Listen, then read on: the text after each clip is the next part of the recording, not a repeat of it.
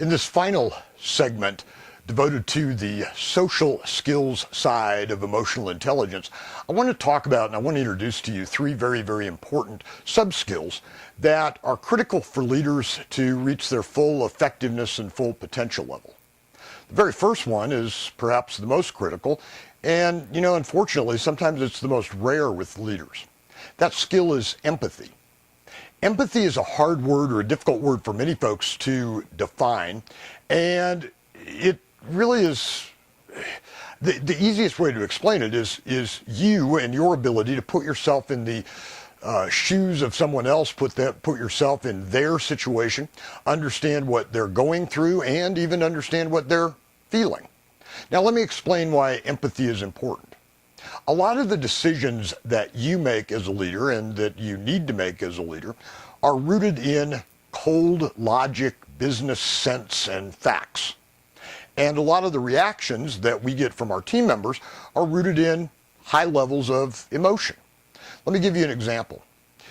You have analyzed the drop call report and you've looked at call volumes and you see a need to move some folks' lunch hour around to provide a little bit higher phone coverage during a couple of particular hours during the day to avoid some drop calls and long hold times.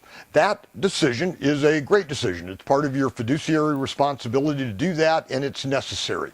It's rooted in fact and logic and analysis. The reaction, however, that you're going to get, especially when you consider somebody maybe that's had a lunch hour, the same lunch hour for 5 years, that person that goes to lunch with their spouse or a close friend, and now you're telling them that instead of 11:30, you need them to go to lunch at 1:30. They're not going to understand nor care about your analysis and logic. They're going to have a very, very emotional reaction. And in that particular case, probably an emotionally adverse reaction. The bridge is empathy. Your ability to understand their position and your ability to kind of put yourself in their shoes becomes the closing of the gap between your logic and their emotional reaction. So what I'm going to ask you to do is begin utilizing some words of empathy. Things like, I understand. That's a great empathetic statement. I understand what you're going through. I see what you're going through. I know how this is going to impact you. Another great phrase of empathy is, I'm sorry. I'm sorry I have to change your lunch hour. That's indicating that they're not going to get what they want, and it's a very, very empathetic piece. Again, empathy is used as the bridge between logic and business choices and the emotional reaction and feeling base of others. The second skill set, or the second skill that I'd like to talk about in this segment, is influence. Influence is your ability to move resources and change an outcome, whether you're talking about a globalized outcome or change the outcome of even the individual performance of a person. Influence is an important ingredient, and it's going to track back to a couple of other competencies that we've talked about earlier. Influence is achieved based on your relational depth with a particular team member or set of team members and the positive feedback that you've provided, a prior competency set, and the tone and morale that you've established with that team member or group of team members. Also a prior competency that we've talked about.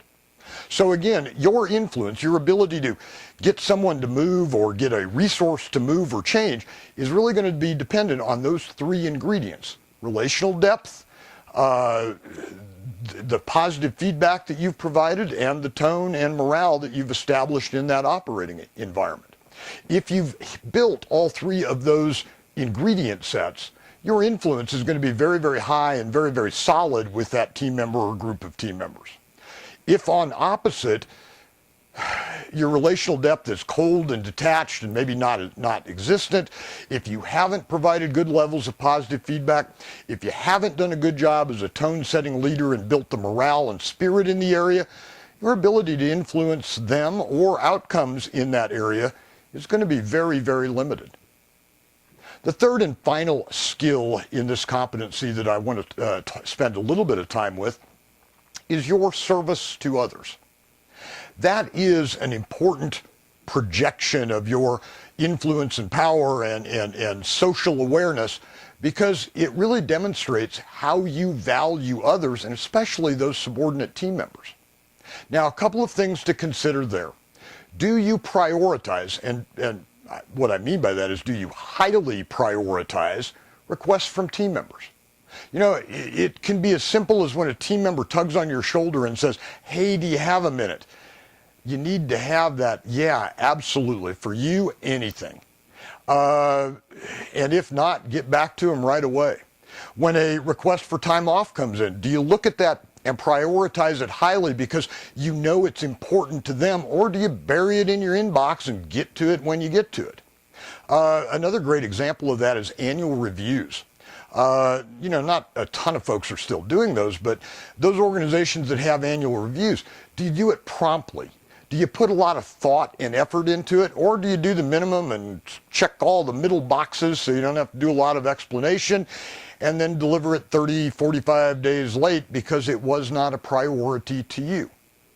Your service to your team, even in those little examples, becomes paramount, because as you provide service to them is going to be how they provide service to you and how they provide service to our end customers. And that becomes a really, really important ingredient.